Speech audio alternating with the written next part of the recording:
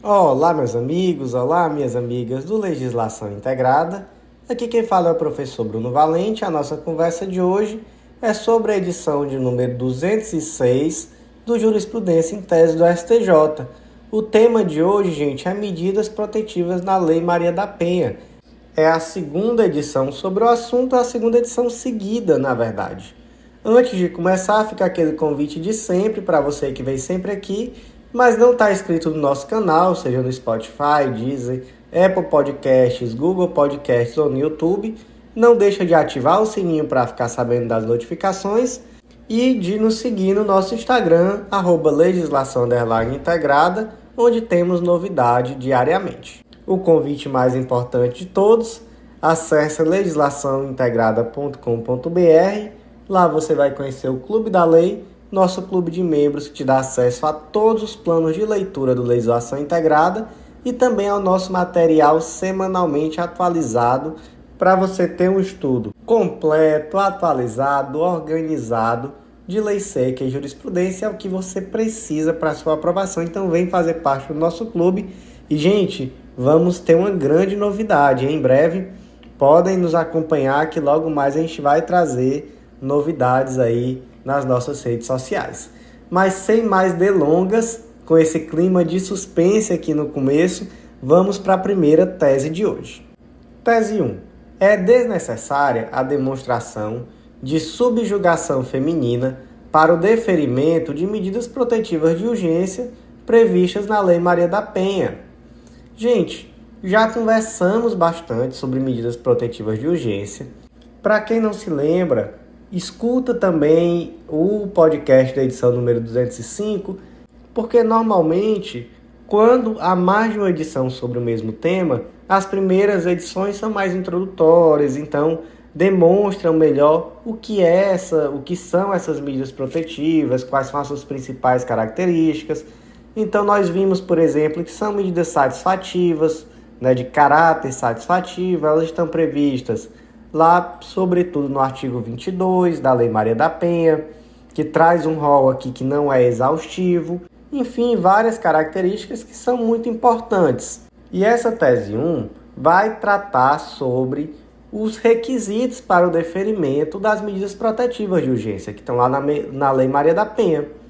E nesses casos concretos específicos que fundamentaram essa tese, os indivíduos se defenderam dizendo que, em face deles, não deveria ser aplicada uma medida protetiva, porque, na prática, na relação deles com as respectivas esposas, companheiras, etc., nunca havia existido nenhuma subjugação. Então, ele disse, olha, entre nós aqui, nós sempre fomos iguais, nunca houve aqui uma subjugação, ela sempre teve o dinheiro dela, a vida dela, fazia as coisas dela, então não existe aqui uma vulnerabilidade para a aplicação da Lei Maria da Penha. E aí, gente, esse tipo de argumentação pode encontrar respaldo? Não, gente, não encontra. Por quê? Porque a vulnerabilidade da mulher no ambiente doméstico é presumida. Então, não é necessária a demonstração de subjugação no caso concreto. Quais são os requisitos para a incidência da Lei Maria da Penha? Uma ação ou omissão baseada no gênero, que essa ação ou omissão seja no âmbito da unidade doméstica, familiar ou relação de afeto. O que quer dizer relação de afeto? Quer dizer que pode ser, por exemplo, um namorado e uma namorada. Não precisa ser marido e mulher, não precisa viver junto. Mas tem que estar ali em uma relação de afeto, enfim. Pode ser também, naturalmente, um irmão com uma irmã. Enfim, não precisa ser companheiro, Para que não fique a dúvida em relação a isso. E, por último, tem que ter por consequência, aí, por exemplo, a morte, lesão, sofrimento físico, sexual, psicológico, moral, patrimonial, enfim, algum tipo de consequência daquela ação ou omissão que é baseada no gênero e no âmbito de uma unidade doméstica, familiar ou relação de afeto. Portanto, gente, verificar se existia ou não subjugação de um em relação ao outro na relação, isso daí é algo que realmente não faz sentido. Não é necessária essa averiguação para nenhum efeito quando da aplicação da Lei Maria da Penha, já que essa vulnerabilidade ela é presumida pela lei. Gente, teses 2 e 3 serão analisadas conjuntamente. Tese 2. As medidas protetivas de urgência previstas nos incisos 1, 2 e 3 do artigo 22 da Lei Maria da Penha têm natureza jurídica de cautelares penais e, por isso, devem ser analisadas à luz do Código de Processo Penal. Logo, não há que falar em citação do requerido para apresentar contestação, tampouco em decretação da revelia nos modos da Lei Processual Civil. Tese 3.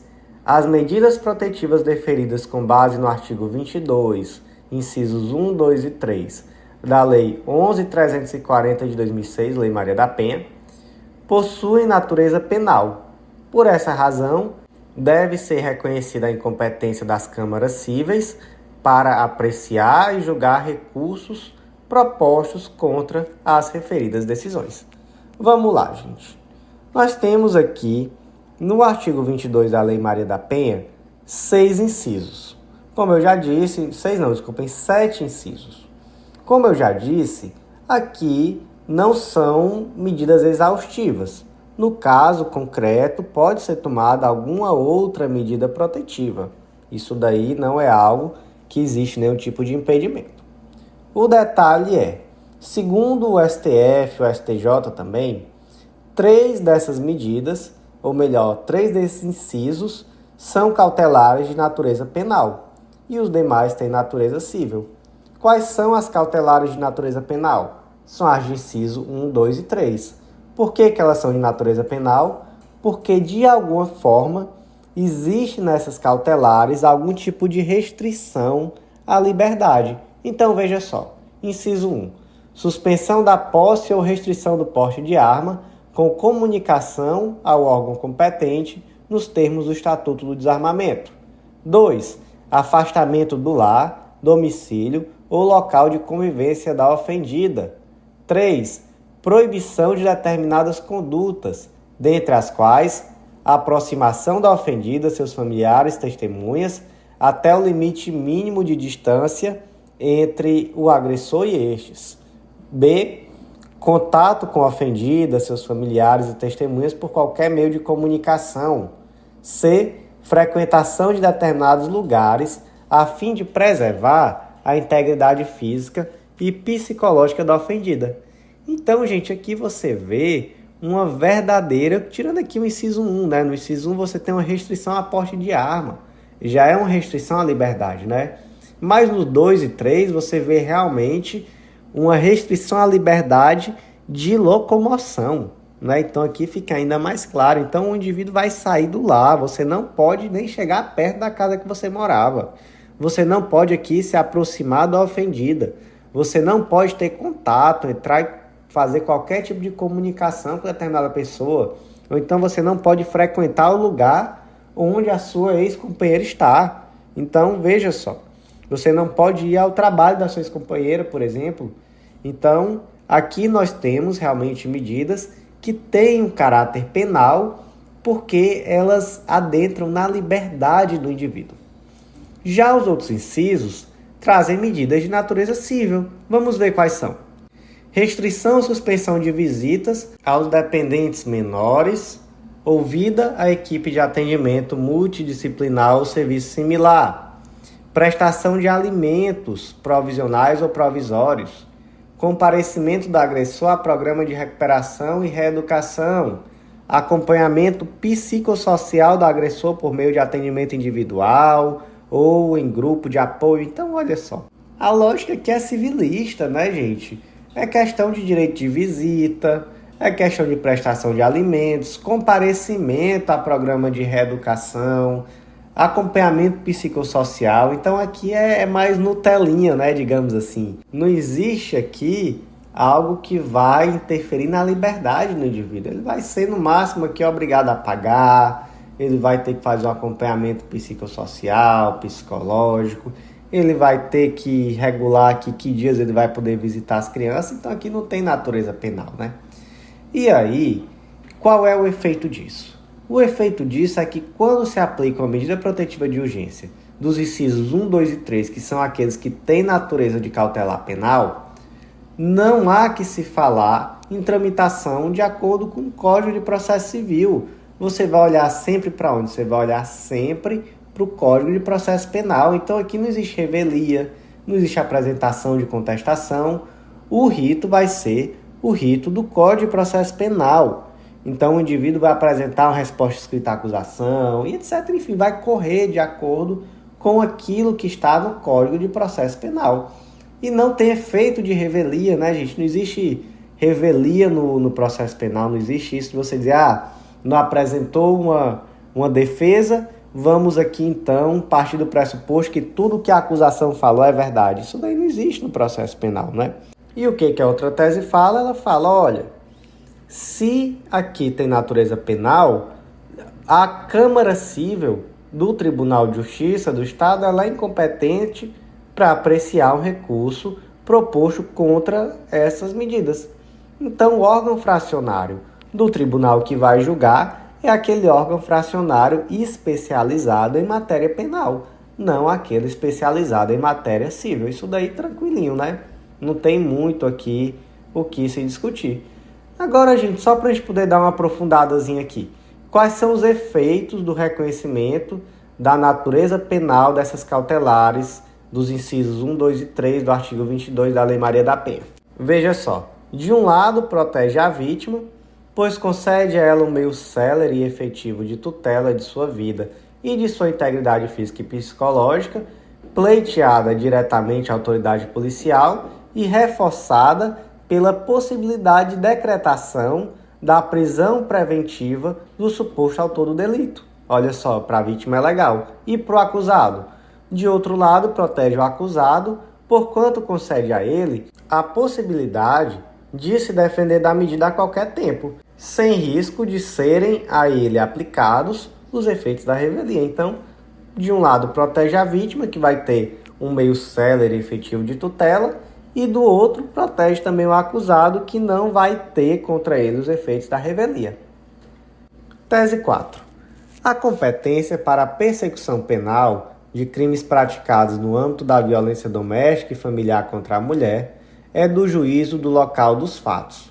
Se posteriormente a vítima requerer e obtiver medidas protetivas de urgência no juízo cível de seu novo domicílio, não ocorrerá prevenção nem modificação da competência para análise do feito criminal. Eu ainda não trouxe nenhum caso concreto hoje, então vamos para o caso concreto. O José e a Fabíola eram companheiros e eles residiam na cidade de Belém do Pará, juntamente com os filhos. Durante anos, Fabíola sofreu agressões, motivo pelo qual ela fugiu para a cidade de São Paulo. Então, realmente, ela foi para São Paulo fugida. Agora ela mora em São Paulo e ela passou por dificuldades financeiras. Então, ela compareceu ao Juizado da Mulher do Estado de São Paulo, narrou essa situação dela meio que de refugiada naquele estado, e requereu que fosse fixada uma medida protetiva de urgência com a fixação de alimentos provisórios a serem pagos por quem? Pelo autor da agressão. E aí eu pergunto, o Juizado da Mulher de São Paulo é competente para conceder essa medida protetiva? Ele é competente. Onde é que está essa competência? No artigo 15 da Lei Maria da Penha. É competente por opção da ofendida para os processos cíveis regidos por esta lei, o juizado, do seu domicílio ou de sua residência, do lugar do fato em que se baseou a demanda ou o domicílio do agressor. Quem é que vai escolher? Vai ser a ofendida. Agora a segunda pergunta. José, ele agrediu Fabíola, né? Ele, no mínimo aqui, cometeu um crime de lesão corporal, um crime decorrente da agressão, enfim, vai ter que se verificar aqui qual foi o crime praticado por José. Ele vai sofrer uma ação penal, não vai? É para sofrer, não é isso?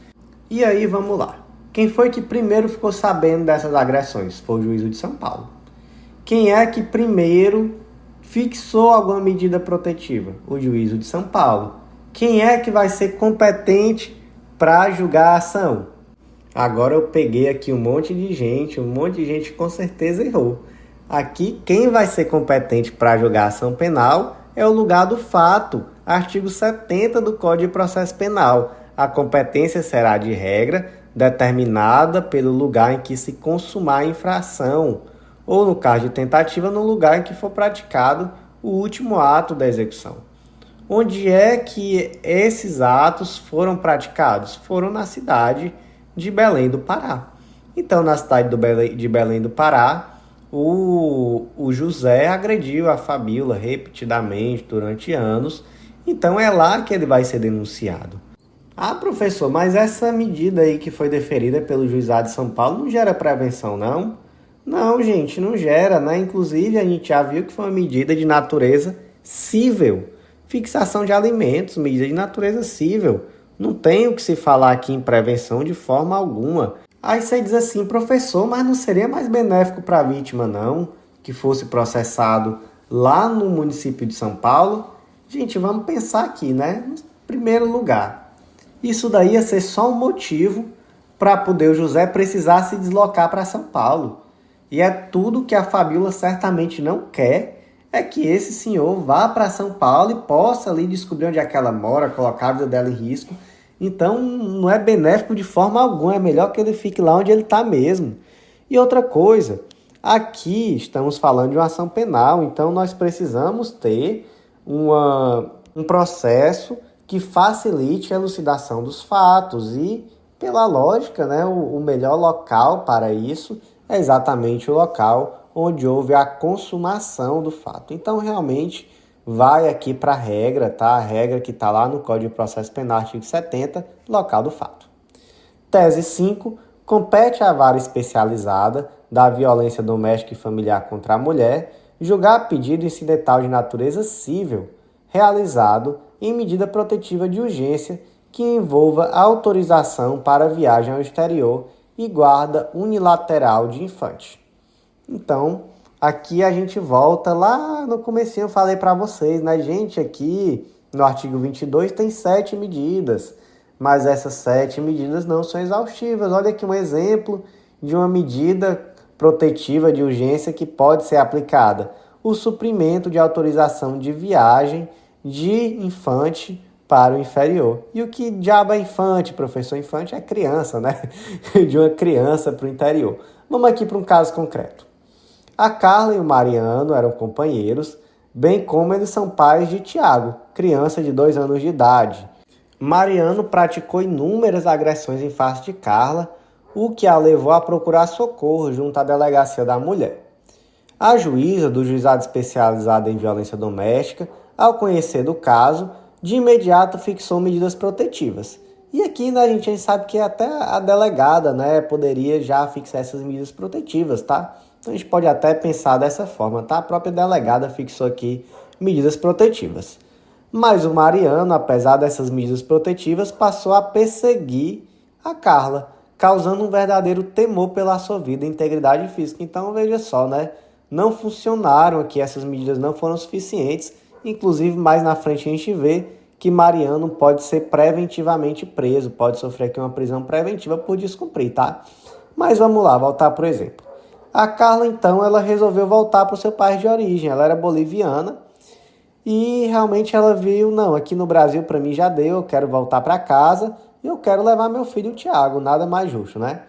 Então ela requereu ao juizado especializado em violência doméstica o suprimento da autorização paterna para retirar a criança do país. Porque a gente sabe que quando uma criança vai ao exterior, ela precisa de autorização de ambos os pais. Não pode ir só com a autorização de um dos pais. Então, nesse caso aqui, ela pediu suprimento ao juizado especializado em violência doméstica. Vem a pergunta, é competente esse juizado especializado em violência doméstica? Ele é perfeitamente competente, como a gente vê lá no artigo 14. A competência do juizado especializado em violência doméstica é cumulativa, tanto civil quanto criminal, e a amplitude aqui ela tem o propósito exatamente de permitir que aquelas situações que estão relacionadas à violência doméstica, elas sejam bem tuteladas. Então, Esse pedido ele tão somente tem que ter por fundamento a ocorrência de violência doméstica e uma vez verificada essa situação, as medidas a serem aplicadas não se esgotam naquelas que estão expressamente na lei, como a gente já conversou repetidas vezes só hoje.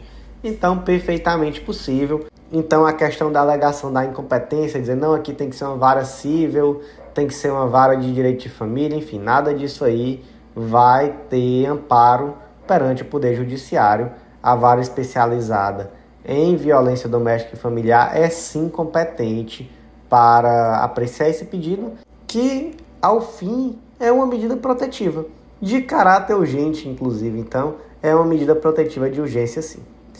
Tese 6. O Código de Processo Penal e a Lei Maria da Penha não fixam prazo para a vigência das medidas protetivas de urgência. Entretanto, sua duração temporal deve ser pautada pelo princípio da razoabilidade, pois não é possível a eternização da restrição de direitos fundamentais. Vamos lá. Temos uma situação de agressão em termos de violência doméstica, tá bom? Foi fixada aqui uma medida protetiva de urgência. Qual é o prazo? O que a lei diz? A lei não prevê um prazo. Então a lei não diz, é por 30 dias, é por 60, é por 90. Não existe nenhuma previsão nesse sentido.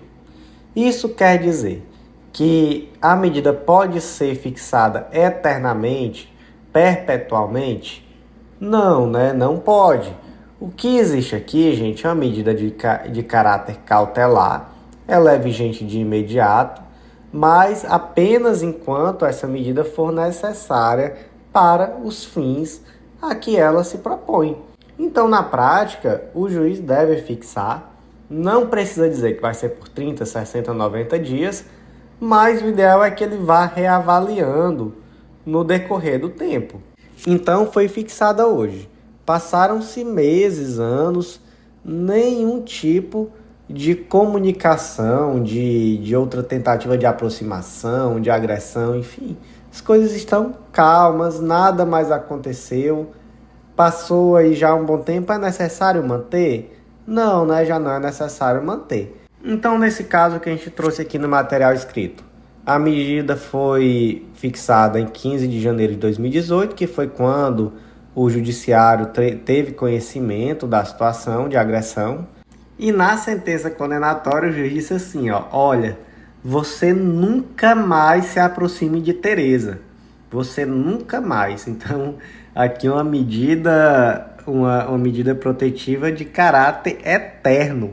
Nunca mais João pode se aproximar de Tereza. E aí essa situação chegou ao STJ através de um habeas corpus. E o STJ disse, olha, para sempre não, até porque não existe pena perpétua, né, no direito brasileiro. E isso daqui se aproxima muito do que seria uma pena perpétua. Então não é para sempre. Mas é um prazo indeterminado. Então, João, você bateu em Tereza, aqui essa medida protetiva de impossibilidade de aproximação da vítima vai ser agora por prazo indeterminado, mas juiz de primeiro grau, por gentileza, reavalie essa medida a cada 90 dias em prévia oitiva das partes, e aí você vê se ainda existe ou não a necessidade de manutenção dessa cautela. A partir do momento que você perceber que já não existe, você retira, porque realmente não existe essa possibilidade de manter eternamente uma medida cautelar, uma medida protetiva de natureza cautelar. Tese 7. É indevida a manutenção de medidas protetivas de urgência na hipótese de conclusão do inquérito policial sem indiciamento do acusado. Então, vamos lá. A Isolda acusou o companheiro Marcos de supostas agressões cometidas no âmbito doméstico. De imediato foram fixadas medidas protetivas, dentre elas a proibição de Marcos se aproximar da suposta vítima. Ocorre que, no decorrer das investigações, não ficou evidenciado qualquer elemento que coadune com a narrativa de Isolda, de tal forma que o Marcos sequer foi indiciado pelos crimes que inicialmente lhe foram imputados. Então, veja só, correu a investigação e quando chegou aquele momento que o delegado indicia ou não o investigado, ele não o indiciou, porque disse, olha, aqui não existe nenhum elemento. Realmente a gente fez aqui a investigação e nada leva a crer que de fato essa agressão existiu. E aí, é possível manter essas medidas protetivas aplicadas mesmo com a falta sequer de indiciamento? O STJ decidiu que não, que realmente se não houve sequer indiciamento, não há possibilidade de manutenção. O que não se confunde com a afirmação de que, não havendo, por exemplo, uma denúncia ou uma ação penal, não é possível manter uma tutela de urgência aqui, né? Uma medida protetiva de urgência, melhor dizendo. São afirmações diferentes, tá? Deixa eu falar disso aqui com calma para poder você não confundir. Se alguém, por exemplo, lhe disser, olha, não há como manter uma medida protetiva de urgência sem que haja processo. Ou então, olha, não há como manter sem que haja denúncia. Isso aqui está errado. A medida protetiva, ela é independente da existência de processo, procedimento, denúncia, enfim. Mas aqui a questão é um pouco diferente. A questão aqui é, houve uma investigação e no momento oportuno sequer houve indiciamento. Por quê? Porque não havia elemento. E aí, realmente, em um caso como esse, já não há como você manter essa medida que foi inicialmente aplicada. Tese 8. Não é cabível a substituição da pena privativa de liberdade por restritiva de direitos no crime de descumprimento de medidas protetivas de urgência, haja vista que um dos bens jurídicos tutelados é a integridade física e psíquica da mulher em favor de quem se fixaram tais medidas. Gente, aqui nós temos uma súmula, né? Súmula 588 do STJ. A prática de crime ou contravenção penal contra a mulher com violência ou grave ameaça no ambiente doméstico impossibilita a substituição da pena privativa de liberdade por restritiva de direitos. Então, crime cometido contra a mulher ou contravenção penal também, tá? Contra a mulher com violência ou grave ameaça em ambiente doméstico, não há que se falar em substituição da pena privativa de liberdade por restritiva de direitos. Vamos para o caso concreto. O Marcos agrediu sua esposa Isolda, motivo pelo qual foram fixadas medidas protetivas, determinando a sua saída do lar e a proibição de, eu coloquei aqui, afastar-se da vítima, não, de aproximar-se da vítima, tá? A medida protetiva é de aproximar-se da vítima, eu vou modificar aqui no material escrito. O agressor, entretanto, descumpriu reiteradamente a segunda medida protetiva, aproximando-se da vítima e ameaçando. Primeiro ponto. Descumprir medida protetiva prevista na Lei Maria da Penha é crime. Antes da Lei 13.641 de 2018 não era crime. Por quê? Porque apesar da existência de uma posição de que era crime de desobediência, essa posição nunca encontrou respaldo no STJ, posto que, para que exista crime de desobediência, não é possível que exista uma sanção civil ou administrativa para o fato. Então, se existir alguma sanção prevista para esse fato, crime de desobediência não será. Acontece que, diante dessa celeuma realmente que existia, foi inserido o artigo 24A, foi inserido lá em 2018 pela Lei 13.641, e a partir de então essa conduta de descumprir medida protetiva de urgência passou a ser expressamente prevista na Lei Maria da Penha. Então Marcos aqui cometeu um crime previsto no artigo 28A da Lei Maria da Penha. Vamos ler? Descumprir decisão judicial que defere medida protetiva de urgência prevista nessa lei, detenção de 3 meses a 2 anos. E aí, gente? Nesse caso aqui, houve uma condenação por esse crime. É possível a substituição dessa pena privativa de liberdade, que é uma detenção aqui de 3 meses a 2 anos, por uma pena restritiva de direitos? Não é possível. Não é possível. Por quê? Porque está no âmbito aqui da Lei Maria da Penha e se aplica aqui a súmula 588 do STJ, já que o bem tutelado aqui pelo artigo 24A da Lei Maria da Penha é a integridade física e psíquica da mulher em favor de quem se fixaram as medidas protetivas. Tese 9. O descumprimento de ordem judicial que impõe medida protetiva de urgência em favor da vítima de violência doméstica, autoriza a decretação da prisão preventiva. Dito aqui de outra forma, o indivíduo descumpriu uma medida protetiva de urgência, descumpriu a ordem judicial, né? O que acontece? Ele acabou então de cometer o crime do artigo 24A da Lei Maria da Penha. Pergunta-se, é possível a decretação da prisão preventiva? É possível. Vamos para o caso concreto. Marcos agrediu sua esposa Isolda, motivo pelo qual foram fixadas medidas protetivas determinando a sua saída do lar e a proibição de afastar-se da vítima. O agressor, entretanto, descumpriu as medidas protetivas, indo até sua residência, quebrando o vidro da porta ao tentar entrar no local e proferindo ameaças de morte, inclusive na presença dos policiais que atenderam a ocorrência. Esse caso concreto aqui está bem específico porque aqui foi um caso concreto real, tá, gente? Primeiro ponto, cometeu crime sim, né? Desde a Lei 13.641 de 2018 é crime, está lá no artigo 24A.